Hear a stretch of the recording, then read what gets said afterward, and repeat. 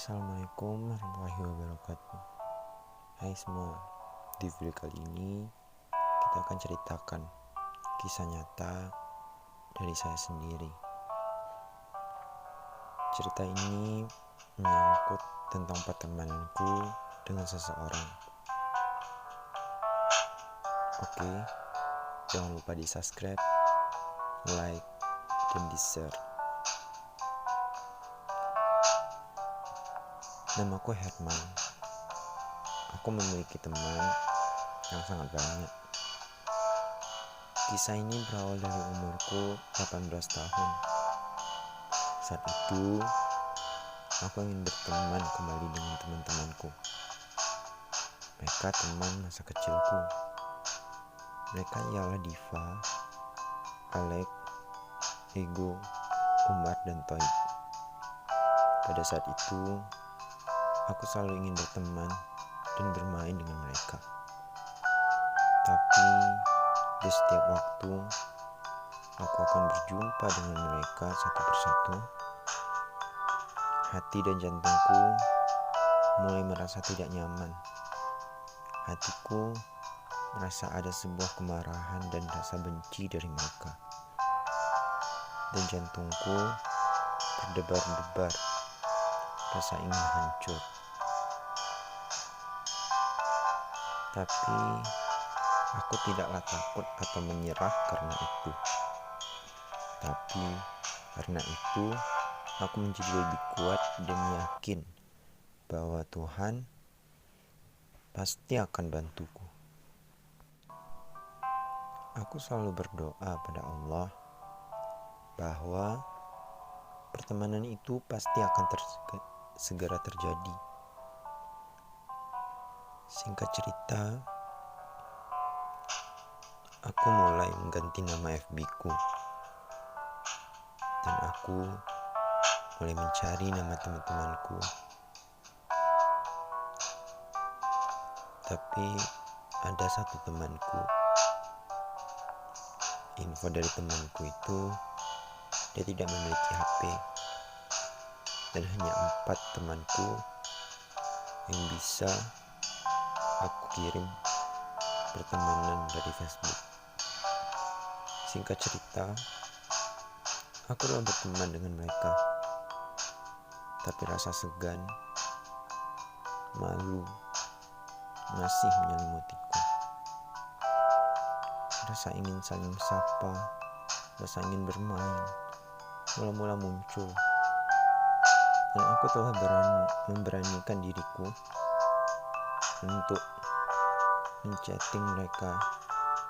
Tapi jangankan untuk melihat chattinganku.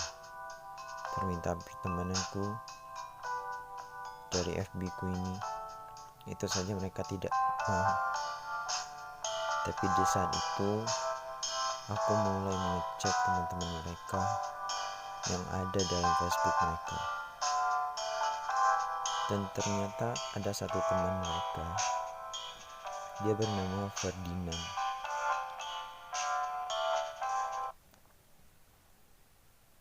Aku meminta pertemanan kepada akunnya.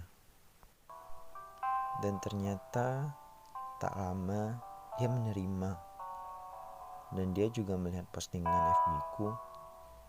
Dan dia berkomentar. Dan dia memanggil semua teman-temanku itu. Dan tak lama, satu persatu teman-temanku itu mulai membalas chatanku. Dan di sana aku langsung meminta untuk bergabung dengan geng mereka. Dan mereka pun diskusi. Dan akhirnya aku diterima. Dan singkat cerita, sudah beberapa hari aku telah berteman dan chatting dengan mereka. Tapi ada satu temanku, yaitu Diva. Dia sekarang di Jambi. Aku tidak tahu apakah dia mau berteman denganku. Tapi yang penting sekarang aku telah berteman dengan mereka. Walau sekarang mereka tampak berbeda dengan yang dulu. Aku selalu chatting dengan Ferdinand karena teman-teman yang lain pada sibuk bekerja. Ego, dia bekerja di kafe bersama dengan Umar. Alek, dia bekerja di bengkel. Dan Toib, dia bekerja membantu ibunya berjualan di tokonya. Dan Diva, dia ke Jambi. Info dari temanku, katanya Diva dia kerja di PT. Kalau aku menanyakan PT di mana, dan mereka tidak tahu. Aku selalu mengerti dengan keadaan mereka. Singkat cerita, sudah beberapa hari aku hanya di rumah. Dan aku berniat ingin bermain dengan teman-temanku, yaitu Ego. Dia sekarang sudah tidak bekerja. Begitupun Umar, karena mereka sama-sama kerja di kafe.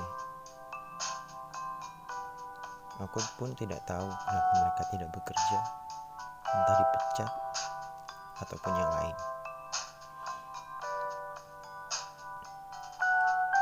Setiap harinya di waktu sore aku bermain dengan Ego dan Umar. Tapi di malam hari, di saat aku sudah pulang sholat, aku pergi ke rumah Ego. Tetapi Ego bermain dengan abang-abang. Mereka juga teman-teman kami di masa kecil.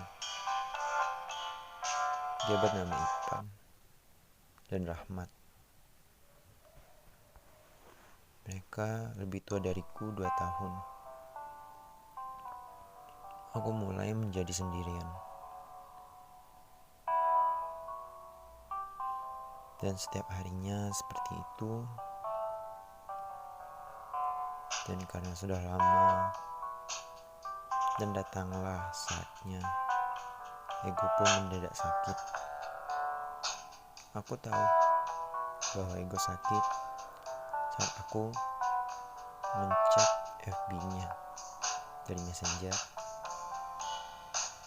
Pertama, aku menanyakan di mana dia, apa kabar dia. Dan ternyata itu bukan Ego. Ternyata itu adalah pacarnya. Namanya Yulia Citra.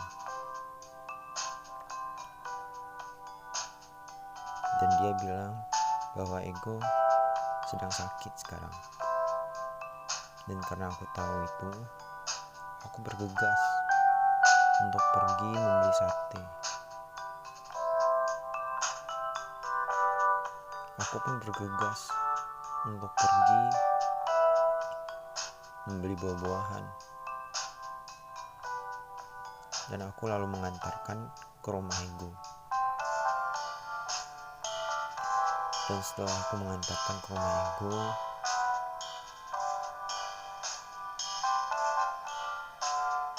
ibu Ego pun mengatakan bahwa Ego ingin makan sate.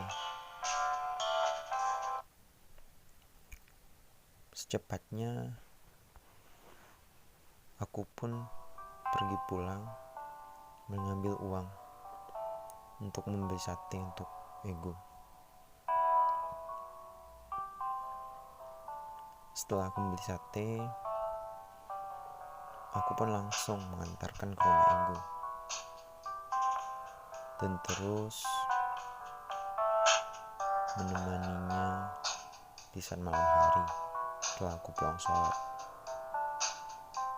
Dan sekaligus mensupportnya agar cepat sembuh. Singkat cerita, sudah 3 hari seperti ini. Aku pun ingin bermain dengan ego. Dan ternyata di malam harinya ego sudah tidak ada di rumah. Katanya dia pergi dengan Ipan.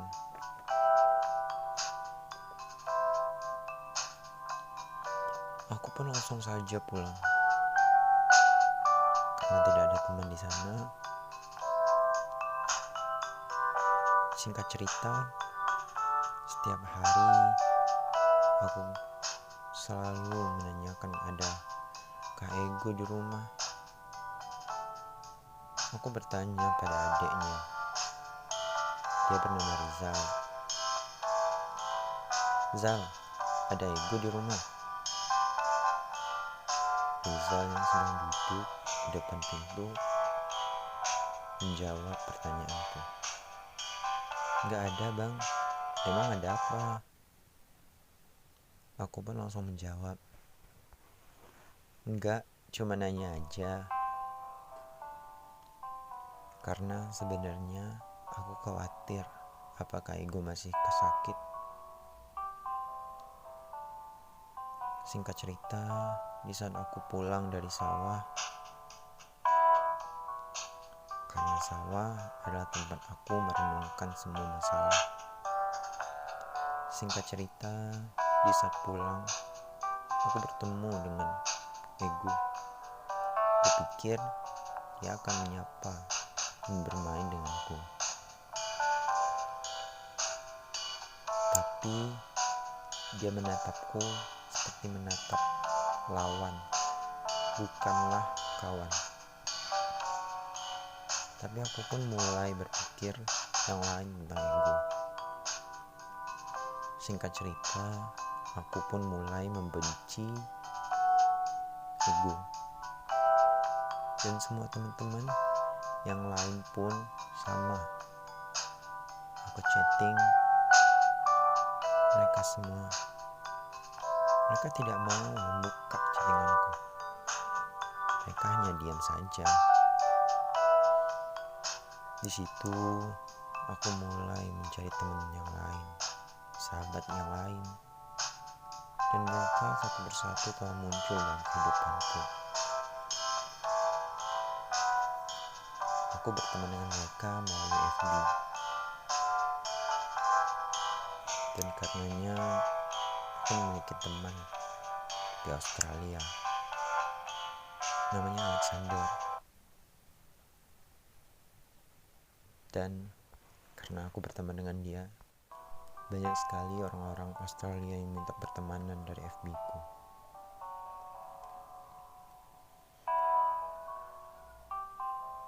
Dan grup-grup Australia pun meminta aku bergabung.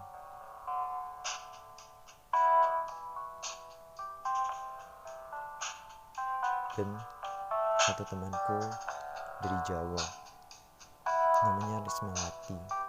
Dia perempuan. Dia sangat baik denganku. Apapun yang aku ceritakan, dia selalu mendengarkan. Kami saling mensupport.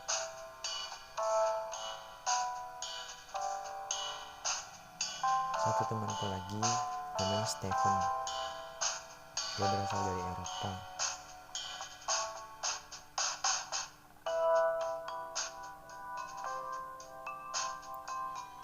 Di saat malam hari, aku mencoba chattingan dengan pacar Ipan. Dia bernama Puput. Aku pun mulai mengetik, Put, lo lagi sama Ipan, ada Ego gak?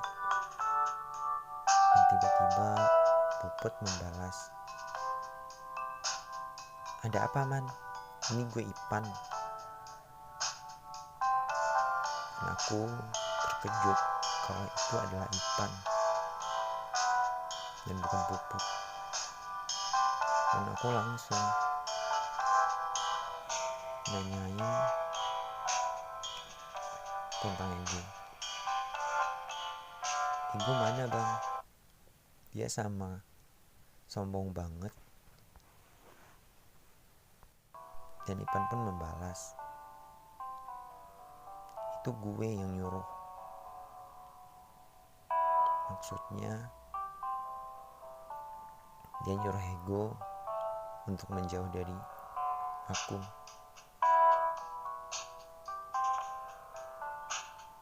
Dan pada saat itu aku pun mulai ingin melupakan masa lalu dan fokus pada masa depan bersama dengan teman-teman baru. Di saat sekarang, teman-teman yang selalu aku jumpai setiap hari rasanya bukan teman baik, tapi teman-teman di dalam Facebookku, mereka sangat baik. Cerita apapun yang aku berikan, mereka selalu baca, mereka selalu like, mereka selalu mensupport. Terima kasih.